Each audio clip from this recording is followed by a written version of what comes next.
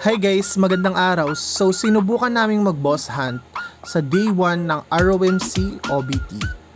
Sa day 1 ng Ragnarok, natural wala pa tayong maaayos na equipments and weapon. So inaya ko yung mga kaibigan ko na mag-boss hunt kami kahit wala pa kaming items. So ayun guys, makikita nyo 6-man PT kami dito. Bakit nga ba importante ang mag-boss hunt sa Ragnarok Mobile?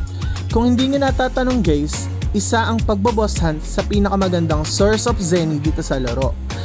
Sa pagboboss hunt, pwede kang makakuha ng mga rare materials, equipments, weapons, accessories, at kung mas swerte ka pa, pwede ka ring makaloot ng MVP cards.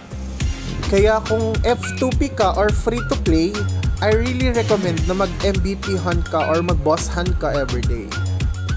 Ito yung mga dapat tandaan o dapat i-consider kapag magbo-boss hunt ka. First, may daily capacity ang pagbo-boss hunt. 5 times lang sa MVP at 10 times naman sa mini bosses. Kaya kailangan mo talagang i-consider yung mga tatargetin mong bosses. Choose wisely, kumbaga.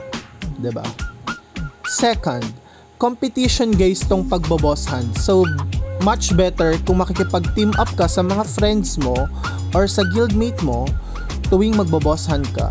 Kasi may chances na marami kang kalaban dito na ibang players guys.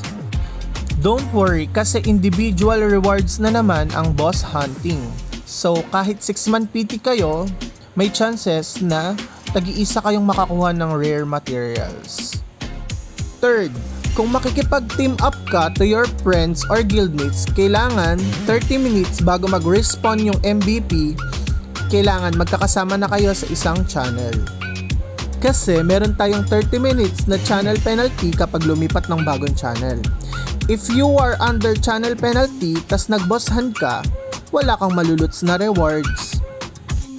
So ayun lang guys, sana may natutunan kayo at may napulot kayong aral dito sa ginawa kong video. Kung meron kayong topic na gusto nyo nating pag-usapan, just comment down below. And don't forget to follow my social media pages, Cream TV. Baka naman guys. Maraming salamat sa panonood.